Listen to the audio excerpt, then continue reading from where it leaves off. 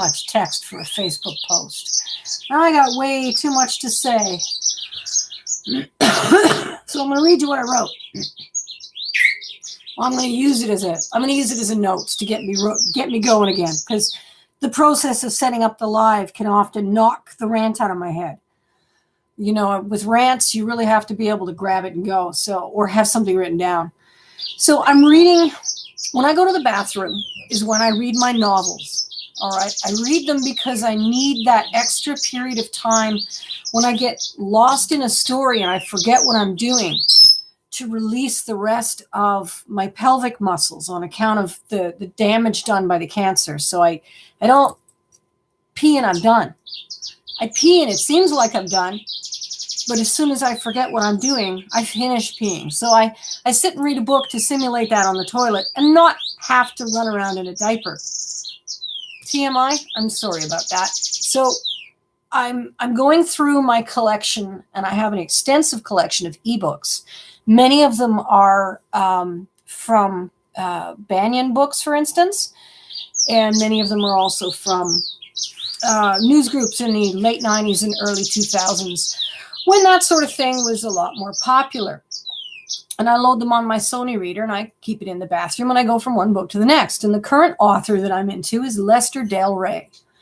Lester Del Rey, now, I didn't know anything about him except what I read in the novels. That was my introduction to him, is these novels, because I just downloaded them in a bulk. And I've since had a look on the internet. It seems he's a bit of a pulp fiction author, doing basically targeting boys. Yeah. Let me give you an example. The one that's really, really making me mad. Now, I'm just going to random all over the place with examples. Okay, number one thing that you notice when you read his books is the women serve very few functions. They're put into servitor mode. They're put into sex mode, as in wife or whore, or desirable, desirable virgin. She's a wife. She's a virgin, she's a whore, wife, or she's a whore, And her role is to serve the needs of the men. So every now and then he'll have a woman scientist or something. He'll acknowledge that women are capable of amazing things, but they don't feature or figure in the novels as anything other than a target of male attention in some fashion. Their mothers, their wives, their daughters, their things to be protected or bragged about or used for your needs or to, ease your way through the difficult world of life. And here's the worst one. Overall, the whole thing is annoying. The masculinity of it. And I go to myself, well, yeah, if anything, let this remind you of how far we've come, because I know that's what it was like. I think patriarchy, well, when you consider the fact that women in the 1700s weren't legally considered people, they were considered possessions, and as possessions could not own anything themselves.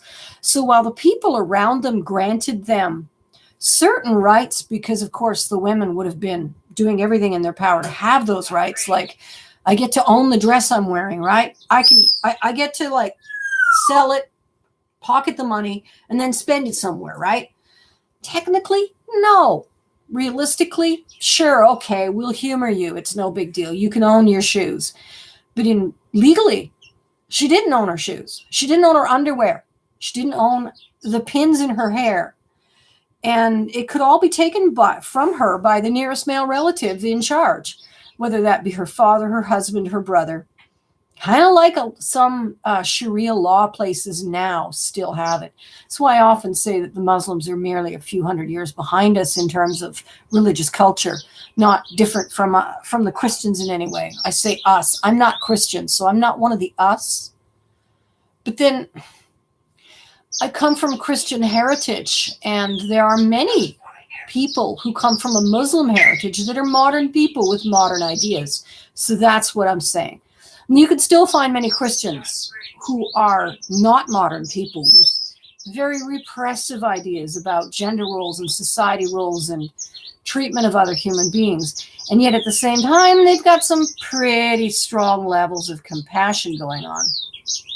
So this wasn't supposed to be about the differences in religions that aren't very different. This was supposed to be about this misogyny. He's got this one story, and this is the one that I keep coming back to in my mind and going, what are you doing? You got to be kidding me. Did nobody notice? Did nobody care? How did he get away with that? And then I think, well, in a sense, he didn't get away with that. Now, what I'm talking about, all right, pardon me. Inhalers are doing a lot of good, and getting rid of the mold is doing a lot of good, but it's not going to happen overnight. He has a gentleman waking up in the infirmary, a real 28 days, if you're familiar with that movie theory. Scenario. Maybe one of the first scenarios where a guy wakes up from a coma and he's the only living person. And he's on the space station, and he wanders around the space station, and there's just carnage, blood, and death, including the guy who did the murdering. So eventually, and a large part of the novel is devoted to discovering that everybody's dead. Except one person. There's one person who's not dead, but she's brain dead.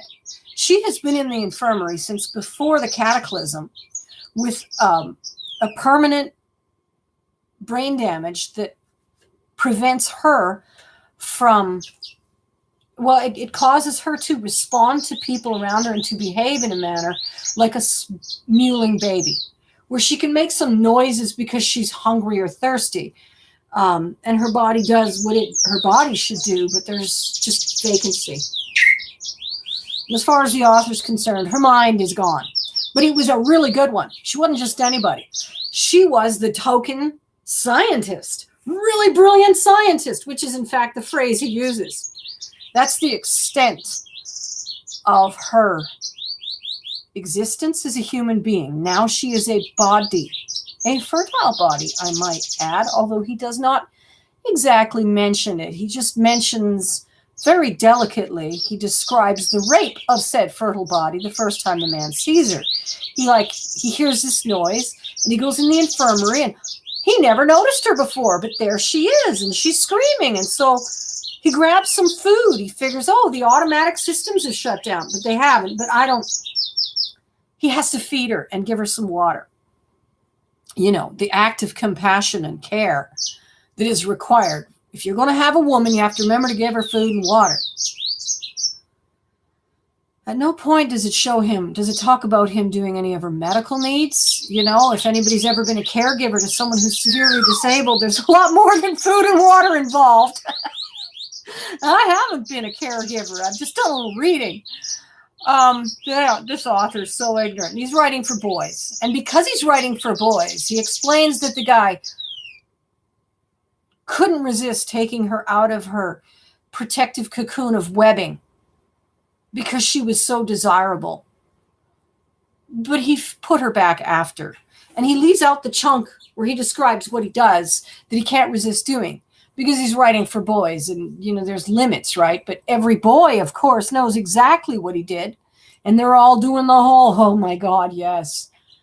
And she doesn't resist or say no, and you don't have to take her out for dinner. You just have to shove some rations into her mouth.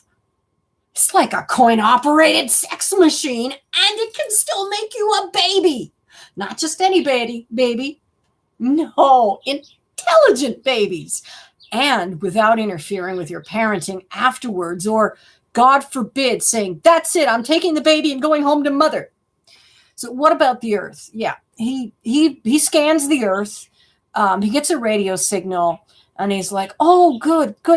Thank God. You know, I could fly back down. I could bring a whole bunch of our technology, and we can restart society. And the guy on the ground is, never mind that.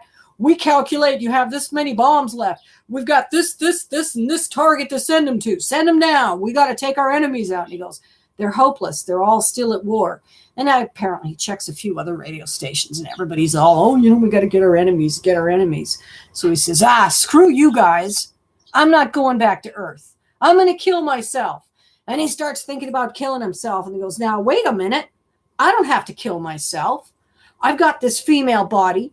And I've got this hydroponics that will clean the air and the water and provide food. And I've got this ship, all of a sudden the station's got a ship docked there, and it's big enough for an entire colony of people to live on for generations. So he's going to go fly around the back of Mars, land there, and start producing babies with his little fertile sex toy. And they're going to he's going to raise them up to be great scientists. And they're all going to come back to Earth and restart civilization when the idiots are done. So he's going to be Adam.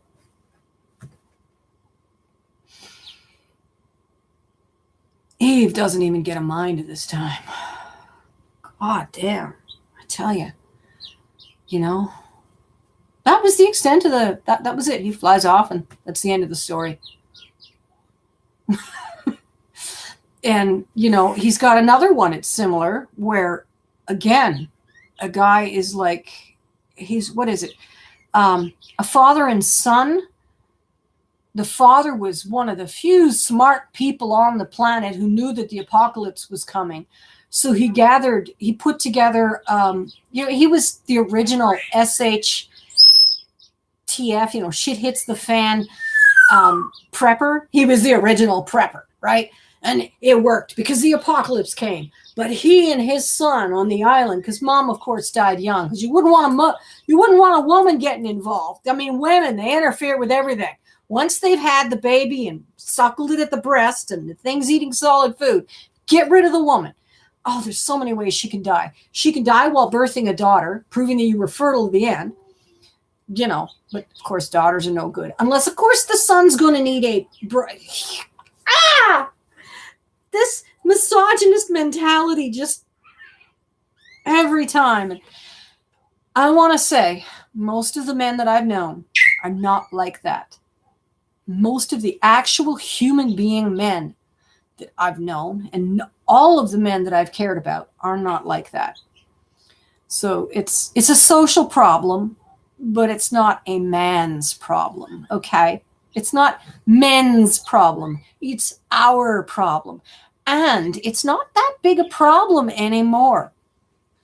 My point, I'm having a reaction to the misogyny. So father and son, they return to the real world. They set up a ranch in Idaho, and they're going to, through the technology and stuff, they're going to get beyond being hand-to-mouth agrarian and become, the center of society. And, the other thing about these novels, and the thing that actually has me reading them, is the grasp of technology at the time is flippin' hilarious, really hilarious. Like the one I just finished reading, the author introduces a brilliant new piece of tech he's daydreaming about someday. What was it? The radio printer, basically a wireless fax machine, dot matrix. Presumably in the 50s, they had some kind of dot matrix going on, not just ticker tape. Kind of like a ticker tape, because what it did was it received a radio signal from a news service, which then printed off the day's news, all of the latest news. And the better the server you had, like this one kid, he's got the government server because his daddy's pulls strings. But yeah, the better the server you had, the newer the news was. But then it turns out that he's also subscribing to junk news because some of the news came from junk news servers. But it was just so funny to hear him talk about a radio printer and to think, and how it was only available on government vessels, except of course this rich kid whose daddy pulled strings. I'm only that far into the story, but it's pretty obviously going to be a story about rich kids versus poor kids with no women in it again. The only women will be the mothers and the wives in the background. Okay, let's get that through. Oh, Lester, I bet you're glad you died in the 90s because this world ain't for you. So, kiddies, while you're out there fighting for more rights, more respect, and more dignity, you've come a long way, baby. Keep going. If we did that, we can do this. We can take on the garbage patch. We healed the ozone layer. We can take on the garbage patch. We returned the Great Lakes from a toxic, flammable soup to living waters. Yeah, I know about zebra mussels. I know. The thing is, the zebra mussels wouldn't have been able to survive when I was growing up. You didn't go underwater in the lakes. You could swim in the lakes as long as you kept your face out and didn't get any water in your mouth. That's how toxic it was, and we knew it. And we rinsed off afterwards because it was toxic. And it's not anymore. So we've restored the Great Lakes. We've restored the ozone hole. We've done a lot. And it's like 3 steps forward, 2 steps back, but you actually got a step ahead. That's how it's working. So keep fighting and take heart. We've come a long way. We've got a long way to go. And we have what it takes to get there. Don't give up. Don't despair. Read some old sci-fi. It's so enlightening. It brings me back to my childhood and the lessons that I learned as a young female and how I was supposed, who and what I was supposed